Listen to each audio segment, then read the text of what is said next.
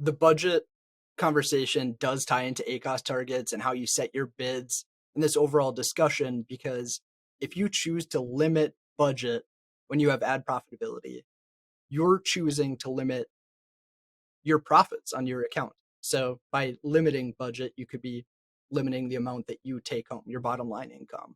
So setting budgets is a really important piece of this conversation. There's a couple different budget types with Amazon advertising. The first would be global budget. This applies to your sponsored products campaigns. You can find it in the ad console under the settings tab. And what global budget does is it turns off all of your sponsored product campaigns for the remainder of the day once you reach that threshold that you set. There are also portfolio budgets that don't have a ton of utility because they're set on a monthly basis. You can't set daily portfolio budgets right now. So most sellers wouldn't use those to a large extent. The main budget to really focus on would be campaign daily budgets. So when you're setting your global budgets, I touched on this a bit, but that ACOS versus margin conversation becomes very important. It's a focal point in the budget setting process. Anytime that your campaign is generating an ACOS that's favorable, it's lower than your gross margins, you want to keep that campaign running throughout the day. That campaign's driving incremental profits for your account. You're making more money from it. If you choose to limit that campaign's budget, you're effectively limiting the amount of profits that you take in. So when you have ACOS favorability, you have profitable ads, I would recommend keeping budget open and making sure there's adequate headroom to let your campaigns run throughout the day. The one caveat to that would be inventory. If it looks like you're going to run out of inventory, even if ACOS is favorable, it could be in your best interest to reduce budget or potentially even pause ads for those products. If you're going to run out of stock organically, why pay to accelerate the process and have your listing down for a longer period of time when you can generate those sales for free, not have to pay anything for them, and have your product up and shoppers able to purchase it, discover it for a longer period of time. So that's one exception. In general, though, if you have ACOS favorability, don't limit budget for that campaign. Now, when you have a campaign that isn't delivering profitability, that's where budget becomes really important.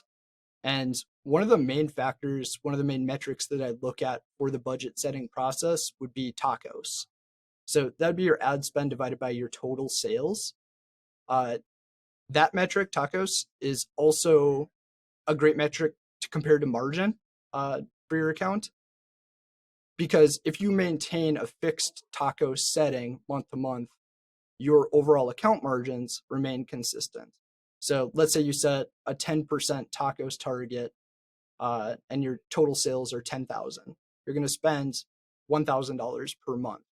If the next month you generate 20,000 in total sales, your ad budget can be escalated to $2,000 per month. In the end, in both circumstances, you're taking home, or it has a 10% impact to your overall bottom line, your P&L. So it just keeps things really consistent and predictable over the course of your account. Now, we hear about TACOS all the time and the different ways that people use it. One thing to keep in mind is it isn't a great performance metric. So even though we do compare it to margin, it's really in terms of just margin consistency and budget setting. It doesn't tell you how well your campaigns are doing.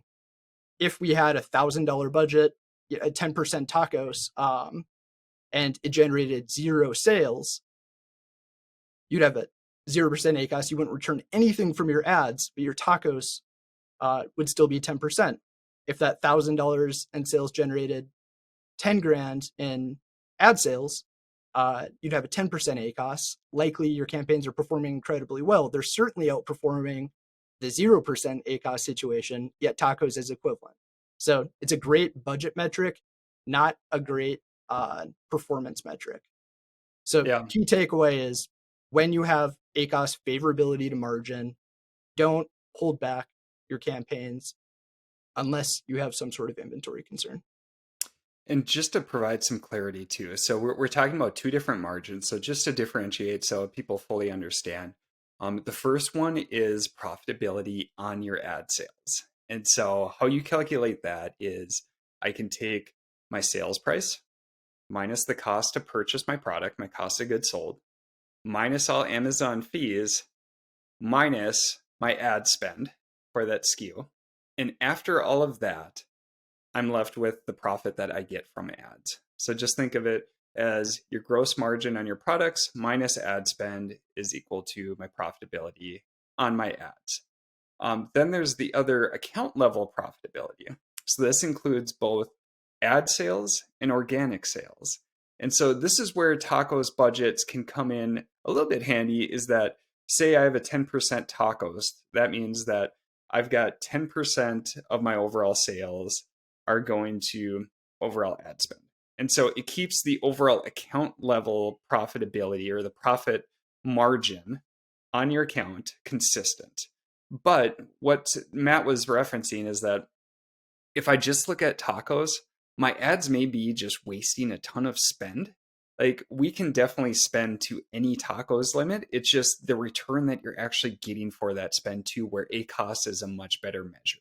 And so if you're using tacos, make sure that you're also taking into account how effective that ad spend is being utilized. And you can do that in terms of ACoS or ROAS. This will give you a much better picture for the ad spend itself. And then if you want to adjust to a tacos limit, that will keep your overall margins that you're getting for your account consistent. So tacos is more of like a consistency measure on the profitability you're getting for your account. And then ACoS and ROAS is more of a measure on the effectiveness of that advertising spend.